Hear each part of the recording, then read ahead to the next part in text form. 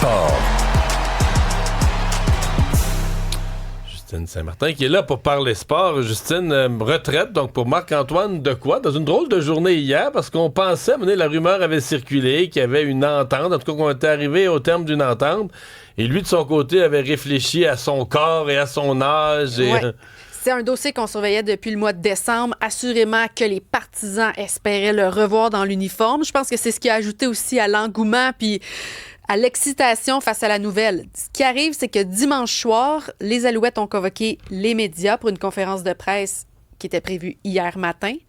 Ce qui est vraiment arrive souvent là, dans le domaine. Donc, on nous envoie sous embargo l'information qu'il y aura une annonce d'un contrat d'1 an pour Marc-Antoine Dequoy.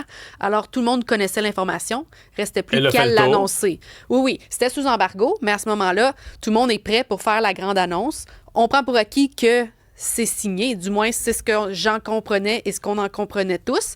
Et hier matin, on nous donne le go pour dévoiler cette belle nouvelle-là. Mais tout à coup, la conférence de presse est annulée. Et finalement, dans les secondes qui suivent l'annonce, Danny Maciocia, de ce que je comprends, mentionne aux personnes, aux Alouettes, en disant il y a un imprévu finalement. Donc, on annule l'annonce et la conférence de presse. Donc, il a fallu revenir sur nos pas et sur nos annonces pour dire hey, finalement, revirement de situation. Il y avait vraiment une entente sur la table. On pensait s'être entendu.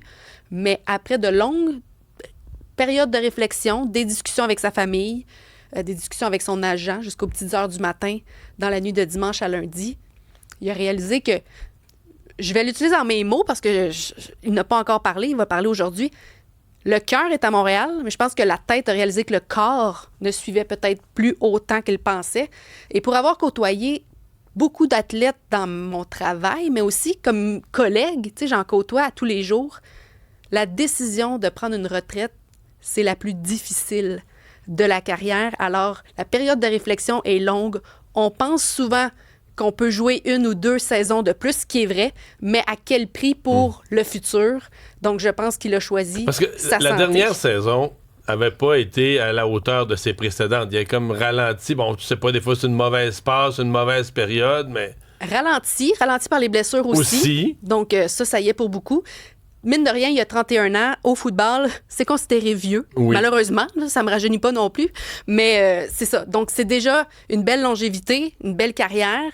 Je pense que là, avec toutes les signatures aussi dans les dernières semaines qui se sont ajoutées aux Alouettes de Montréal, il a peut-être vu que son rôle allait changer.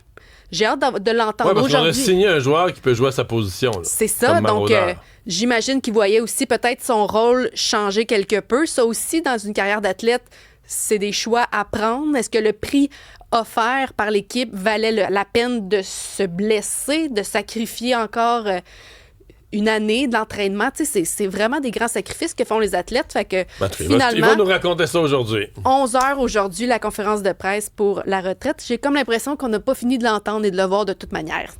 Les Canadiens ont perdu hier au Minnesota. On est allé chercher un point important quand même là, contre le Wild du Minnesota, mais Moses, que c'est compliqué gagner au Minnesota. La dernière fois qu'ils ont gagné, là, question de nous rajeunir encore une fois, Piquet Souban avait marqué un tour du chapeau. Ça te donne une idée? Ça fait une 2011. Quinzaine d'années.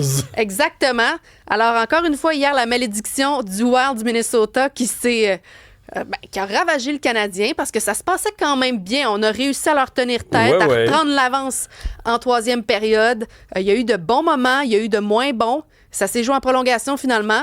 Tout le monde crie au scandale là, avec cette pénalité qui n'a pas été décernée au Wild. Ouais, mais c'est discutable. Le gars regardait. C'est discutable, ouais. Hey, merci Justine. Merci. Isabelle, Alexandre. Merci à vous d'avoir été des nôtres. On vous souhaite une excellente journée et on vous retrouve demain matin, 6h.